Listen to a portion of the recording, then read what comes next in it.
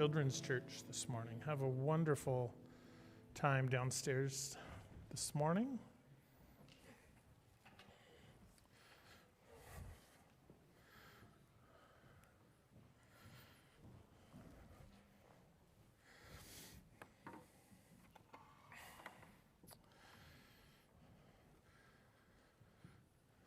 A few weeks ago at our youth retreat, we spent a few days considering what the Bible says about mental health, the implications as to what that means for us as followers of Jesus.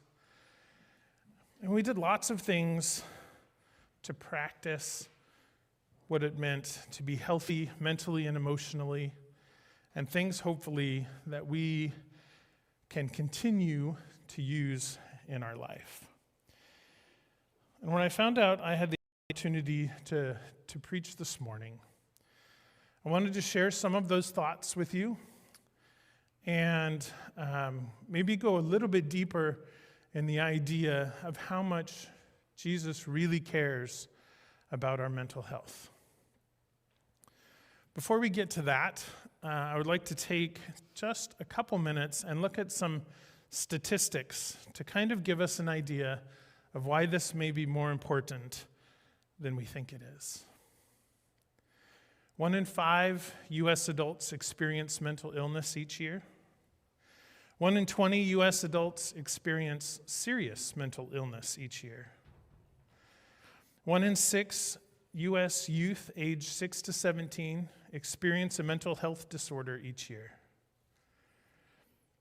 50% of all lifetime mental illness begins by age 14, and 75% by age 24. Suicide is the second leading cause of death among people aged 10 to 14. 47.2% of U.S. adults with mental illness received treatment in 2021. Only 65.4% of U.S. adults with serious mental illness received treatment in 2021. 50.6% of U.S. youth aged 6 to 17 with a mental health disorder received treatment in 2016.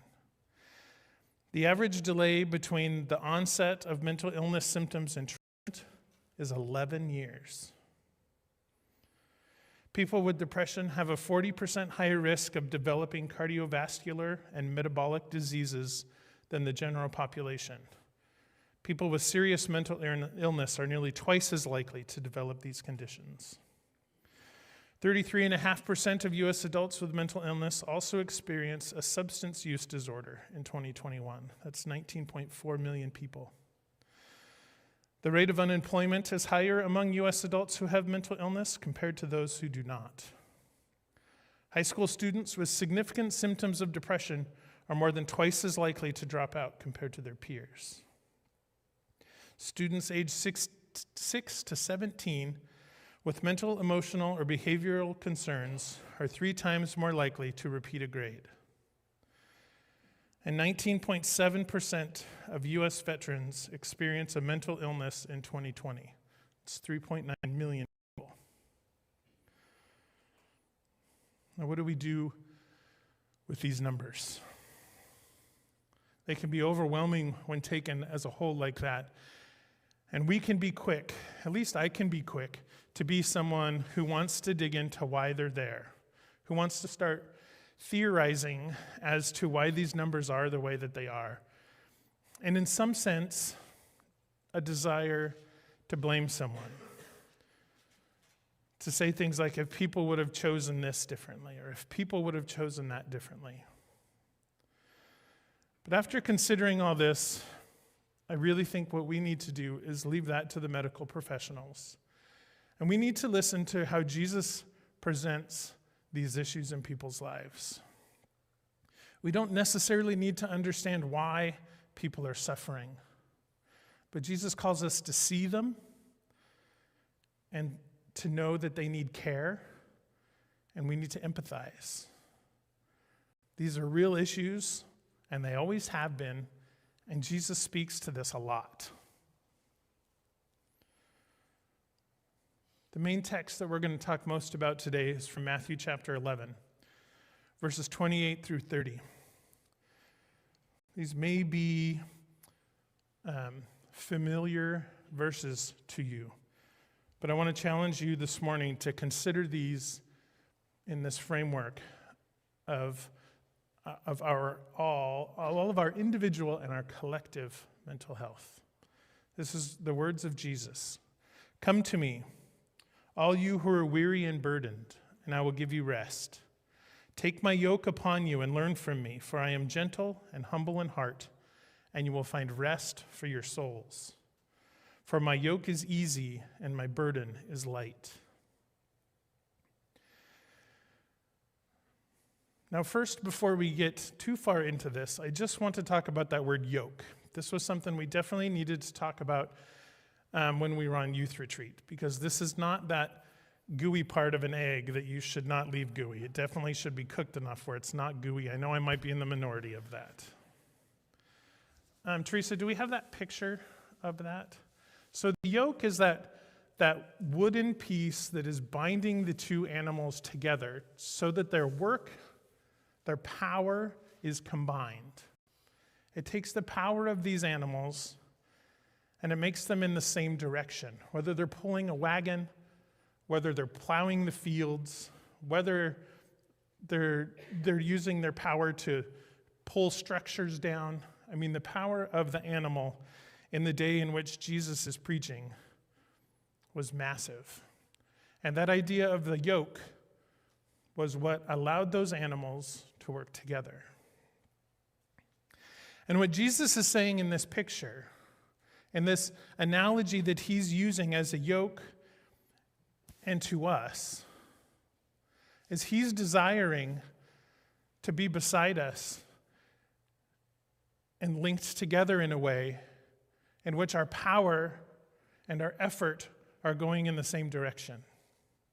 And then he says, when we choose to be yoked with Jesus, that the burden of that is light, and we find rest.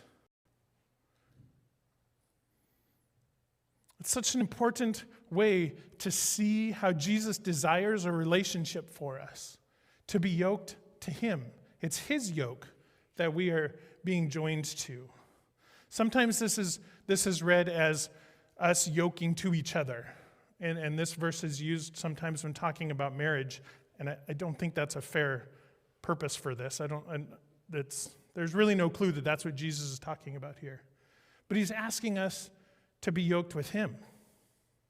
And the power that creates in our life, just like the power in these animals, is then going in the same direction as he is. We have this bond with Jesus when we choose his yoke. But what he's saying is when we do that, it's not just this idea of going with him, but this living and this rest that we find when we are walking along with Jesus. In this verse, it talks about being weary and burdened. And one of the things that I want to recognize in this holiday season is that for some people, the holidays are wearisome and bring burden. And it's curious to why there's that potential in the holidays to bring about those kind of feelings.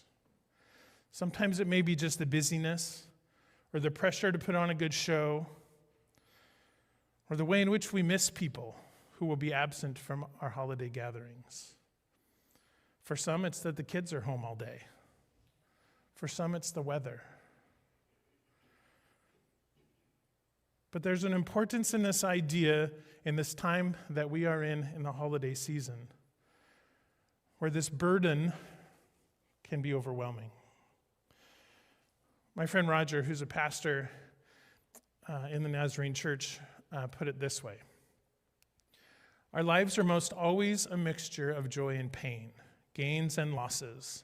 Yet sometimes it seems that the weight of our losses can be crushing.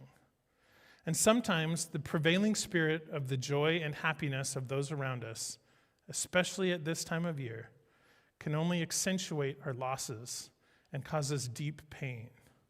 It seems that there is no room for sadness at Christmas.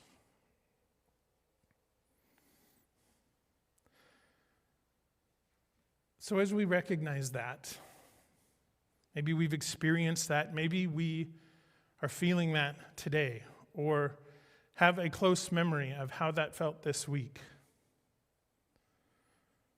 I want us to consider that gift that Jesus offers to his people in those verses in Matthew 11, where he says he will give rest. He will lighten our burdens.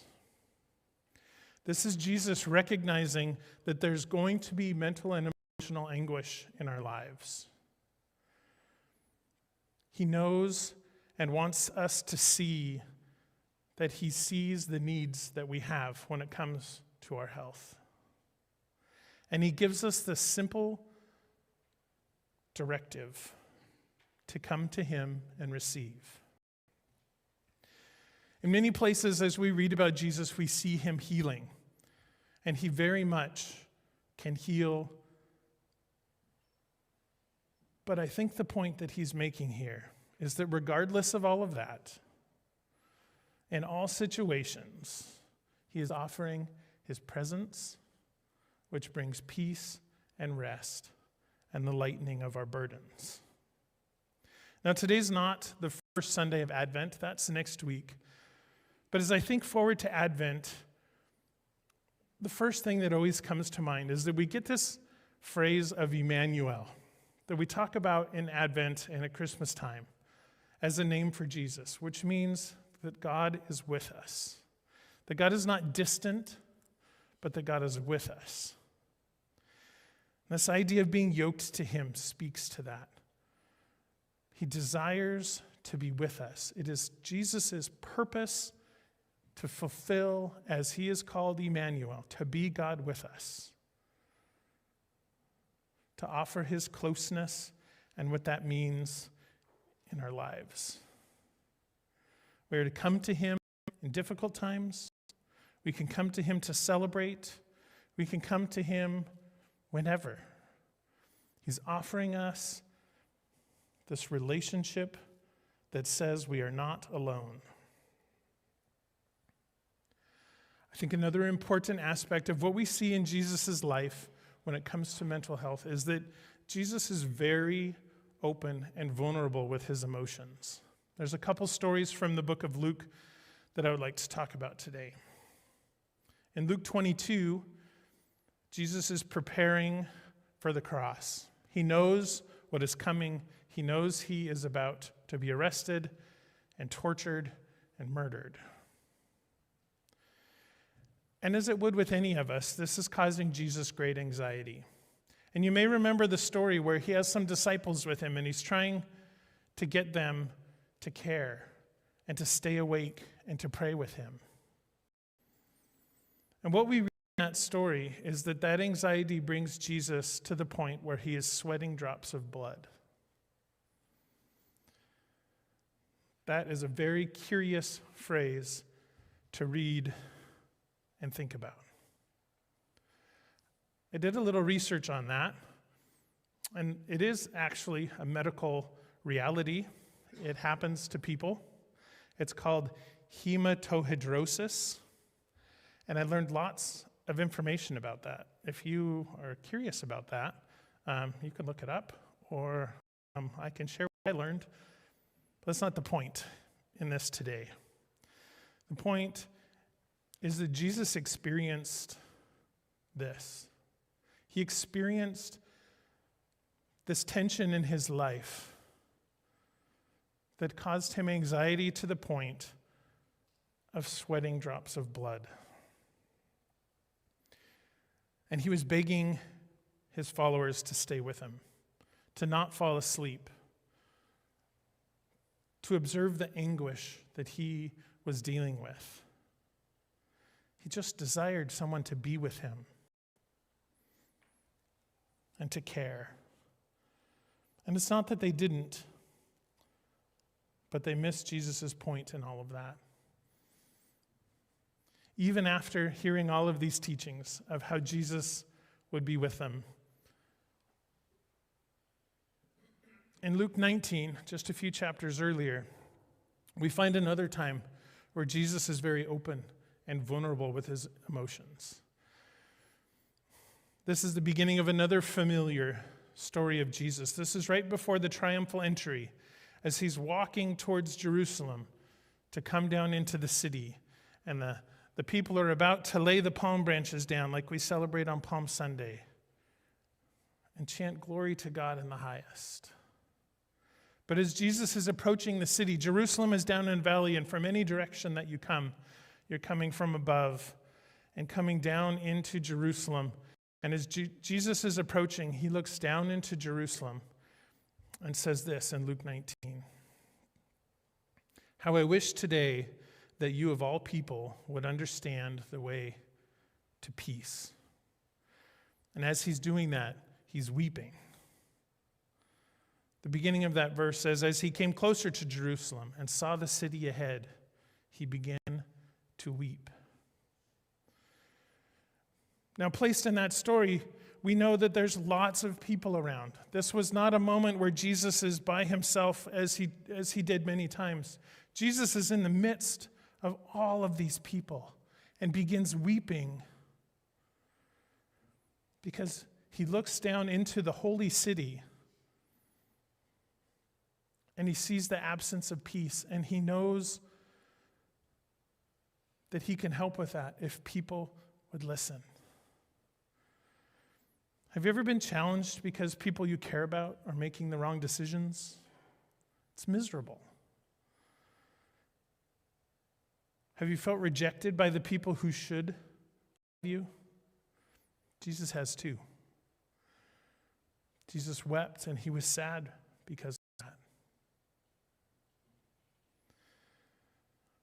When we hear the phrase, let's be like Jesus, this isn't often the kinds of thoughts that we have. But I'd like you to consider that today.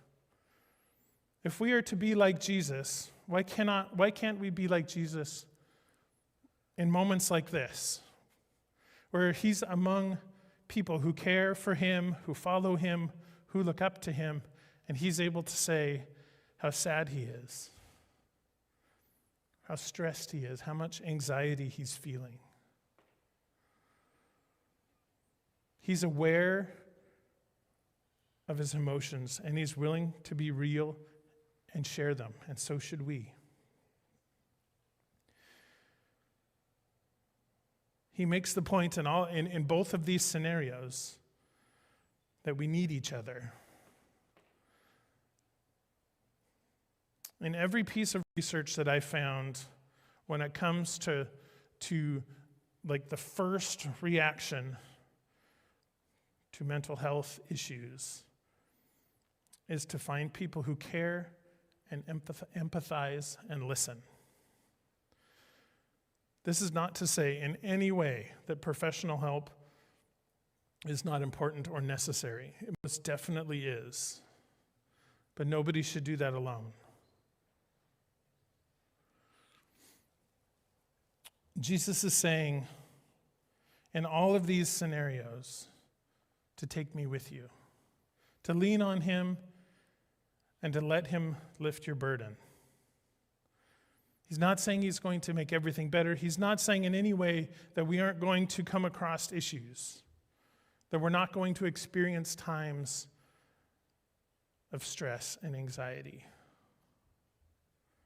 But he is saying that he'll be there with us.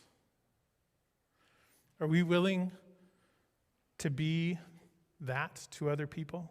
Are we willing to let people be that for us? And are we going to let Jesus be what Jesus says that he will be for us? Those can be some heavy things to think about, and some things that I think are important for us not to ignore or brush under the rug as unnecessary. The statistics don't lie. None of those statistics we read exclude Christians. It's not a matter of faith.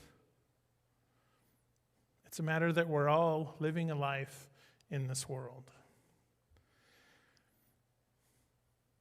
I didn't want to end there. because Jesus also speaks about a lot of things that he's suggesting to us to remain mentally healthy. Some things like if we were to consider our physical health, we hear often that if we were to eat well and get small amounts of exercise, it goes a long way in keeping us physically healthy. No guarantees that we're not going to get sick, that disease isn't going to come. But as someone who has battled weight loss issues his whole life, I know in my brain that eating healthy all the time with a little bit of exercise is the best shot that I have to be physically healthy. And Jesus speaks to ways in which we can consider that towards our mental health. That it's not something that we just want to deal with when it gets bad. That there are things that we can do with Jesus to remain and give it our best bet to stay healthy. And again, this points to Advent. In the next couple weeks, we are going to look at hope, joy, love, and peace as the theme of Advent, as we have in many previous years. And these are the things that Jesus talks about when he desires our spirits and our souls and our self to be mentally healthy, to be a people of hope, joy, love, and peace. Can you imagine we could focus every hour on hope, joy, love, and peace? Can you imagine what the impact on your own life and those around you would be? And I think that's where Jesus exemplifies this. He was so honest and vulnerable with his emotions, but at the same time, he was someone who was rooted in hope, joy, love, and peace. And that was so attractive to people. And I think if you're to think about people that you know who live lives that are full of those things, they're attractive to be around. They're people that bring us comfort, that we want to be in their presence. And that's Jesus within us that is bringing that. Jesus again says in John 14, verse 27, "Peace I leave with you, my peace I give you. I do not give to you as the world gives. Do not let your hearts be troubled, and do not be afraid." This is an activity that Jesus gives us to help us pursue being healthy in our mental health and our emotions. This is not just Jesus acting. He is leaving something. We have to take it. He is giving something we have to receive. He's creating these words that build relationship, that help us choose that picture of being yoked with him. And again, he's not saying that I give you peace only when things are bad. He's saying because you believe in me, because I am who God made him to be, he is leaving and giving us peace. He's recognizing that the world is not giving us peace. Are we going to be a people that take that peace that Jesus, in his grace and mercy, leaves for us? Are we going to apply it? Are we going to live it? Are we going to see what he talks about at the end of this, where the trouble in our hearts is soothed and our fear is gone because of the peace that he left us? There's so many teachings along the path as we read about Jesus that call us to practice these things. Do you practice hope? Do you practice joy? Do you practice love? Do you practice peace? Just like we eat well, just like we exercise, these are things that we can do every day to be healthy, to be in his presence, and to recognize the strength that comes in being yoked to him. There's one more step in this I would like us to consider. I'll go through this a little bit quickly. If we believe that Jesus cares about our mental health and he wants to be with us, we can look at a book of the Bible called Psalms, and we can see when people really believe that God cares, that they can call out and cry out to him. I'm going to read to you Psalm 88. This is someone's heart as they're calling out to God. Lord, you are the God who saves me. Day and night I cry out to you. May my prayer come before you. Turn your ear to my cry. I am overwhelmed with troubles, and my life draws near to death.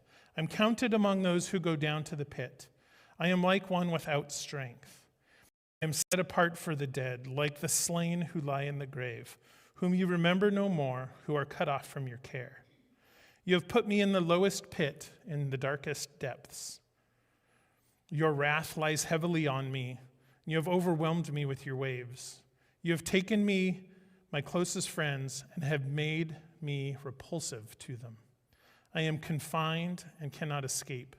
My eyes are dim with grief. I call out to you, Lord, every day. I spread out my hands to you. Do you show your wonders to the dead? Do their spirits rise up and praise you? Is your love declared in the grave, your faithfulness in destruction? Are your wonders known in the place of darkness? Are your righteous deeds in the land of oblivion? But I cry to you for help, Lord. In the morning, my prayer comes before you. Why, Lord, do you reject me and hide your face from me? From my youth, I have suffered and been close to death. I have borne your terrors, and I am in despair. Your wrath has swept over me. Your terrors have destroyed me. All day long, they surround me like a flood. They have completely engulfed me. You have taken me, friend. You have taken from me, friend and neighbor. Darkness is my closest friend. We cannot dutifully read the Psalms and try and learn the character of God from Psalm 88.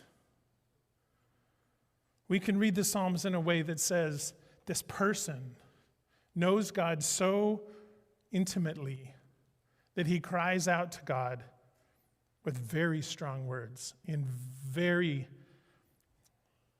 high levels of honesty and vulnerability. Did this person know that the whole world for generations and generations was going to read their declarations to God? Maybe not. But I can tell you that this person's faith, in the midst of all of that, was strong and knows God.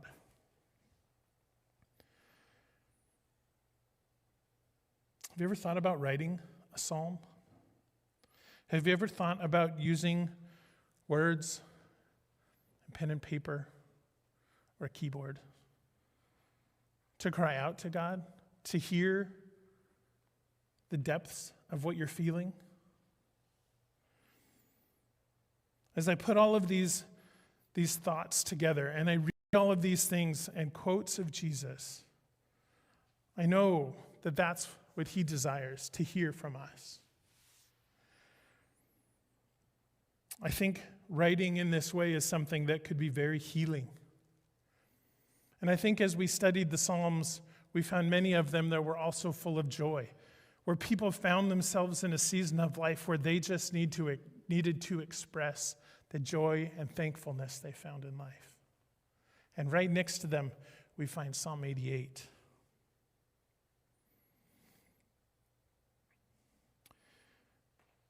In 2015, I don't even remember where it came from, but I was challenged to write psalms as well. And I'd like to share one of those this morning. And I don't know where it came from. I don't know what I was thinking at the time. I don't know what in my life instigated these thoughts.